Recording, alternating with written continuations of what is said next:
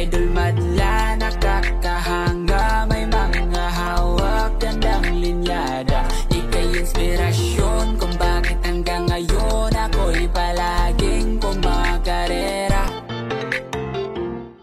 Sa mga balita mga kalapatids, isa sa mga warriors natin ang pinutulan ng paa. Ito, so nawala to sa toss mga kalapatids yun, noong nakaraan. Tapos ayan, nakita nga namin, umuwi, gutom na gutom, uhaw. So kapatid to nung tiger grizzle ko mga kalapatid, so speedbird. Tingnan nyo, wala na siyang isang paa. So grabe ang sinapit niya, kung sino magawa nito, ayan. Putulan ka din sa paa. Tanya ka. Tingnan mo yung ginawa mo sa kalapati ko. No, kunin mo nga boy. Pinutol yung paa. Ang bira. Ako, sinong malupit na kalapatid ang gagawa niyan sa isang kalapate. No? Yung mga tunay na nagkakalapate, hindi naman gagawin yan eh. Yung puputulin mo yung paa. Ayan oh.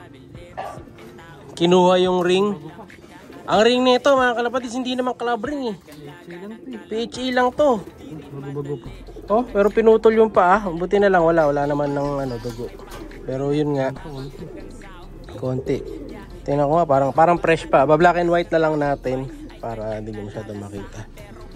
Ayan. Pinutol yung paa, basa-basa pa. So, pinutol to. Kinuha yung singsing mga kalapatids. Malupit yung gumawa nito. Ayan. Sino ka man, alam mo na sa sarili mo yun. Kung may pinutol kang paa na kalapate. No? So, alisin mo to. Ayan. Ito yung ibon mga kalapatids. Ayan siya. Pinutol yung paa. Pambihira. So ano to hen? Nawala to sa ano, sa toss. Kaya pala di nakauwi mga kalapatid. Kaya minsan, pag yung kalapati nyo di nakakauwi, huwag nyo kaagad na ano, na mahina, ganon. No, na walain. Minsan kasi pag na ano sila, nagpahinga, natitira din sila. Kunyari natirador, ganon, na aksidente, nahuli, napasama. Tapos, nung buwaba sa loob, tinira na. Katulad nga nito, pinutulan ng paa.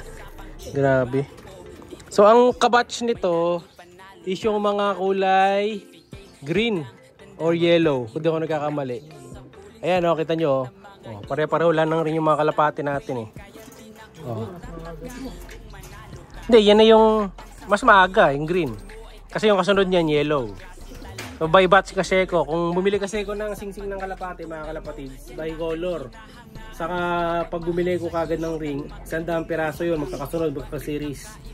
Pero may backup din tayo minsan ng mga PHA, mga PIL, mga Iraq, Japan, meron din tayo gano'n. Pang ano lang, pang backup, pag naubos yun. Para pag di pa ako naka-order, may pang susot pa rin tayo. No? Kasi na-experience ko dati, minsan yung iba di ko nasisingsingan. So yun yung mga kabatch niya, dito yan nakakulong. Lagi dito yan dati oh. Saan? Dito?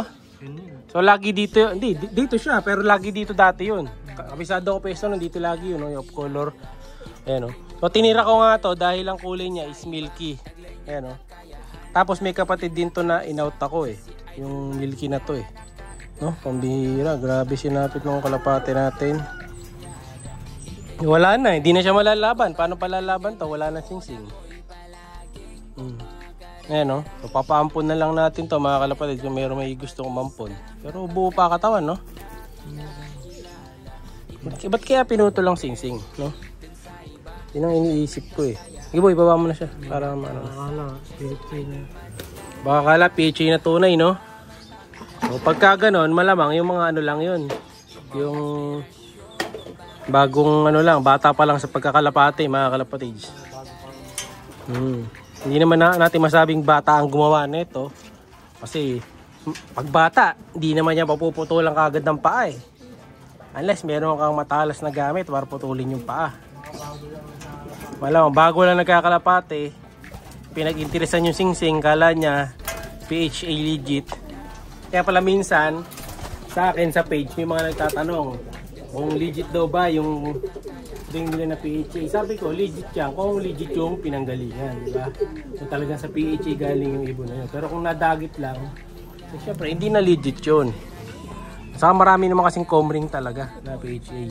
So ako, yung gamit ko dito, mga comb ring lang. Ayan. Tulad nito, kita nyo to, ayan o.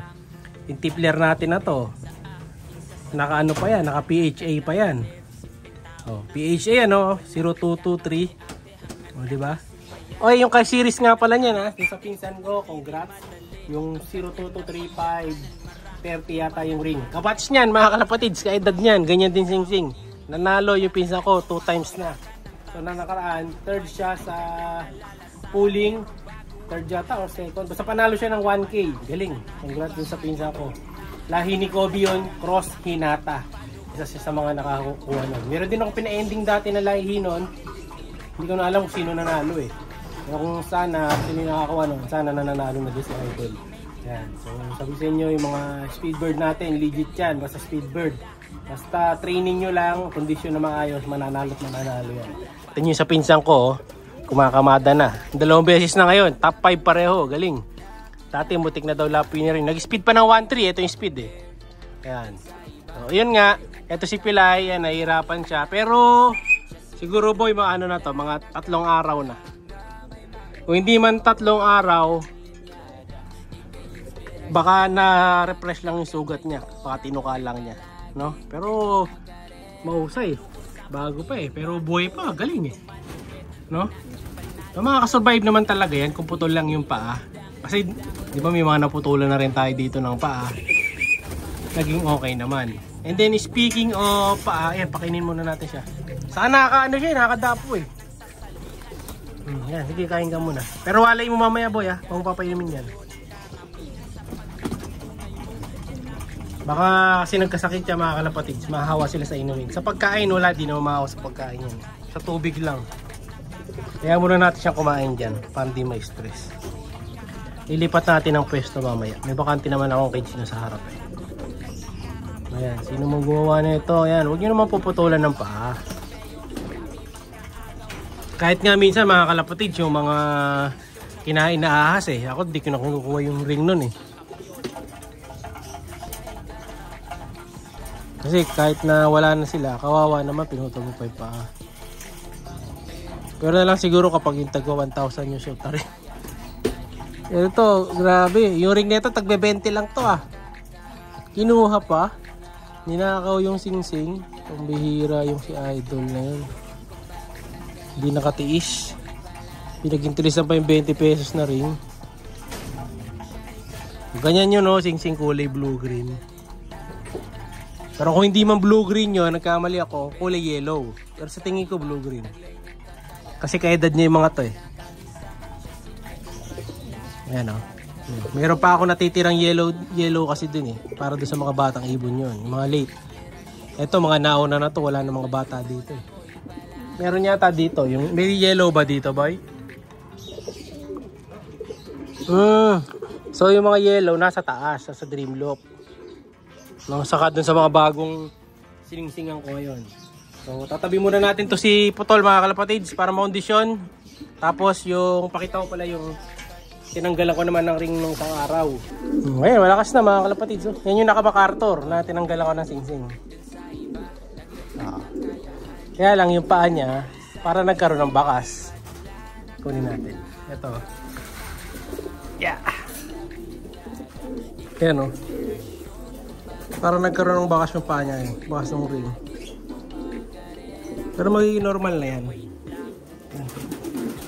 Yan. Okay na. So pwede na natin siyang ipares. Mamaya tatanggalin ko na yung ano yan. No? So yun nga. Muli. Maraming salamat pa rin kasi nakauwi yung ibon natin. Pero grabe yung gumawa sa ibon. Ayan. So kung sana gagawin yun sa mga kalapati nyo kasi kawawa din sila, may buhay din yung mga warriors natin na yan, no? So ito na yung ibon. So ayan si Putol. Grabe ginawa nyo kay Putol. Tinanggalan nyo ng paa. Siya'y kalapatista.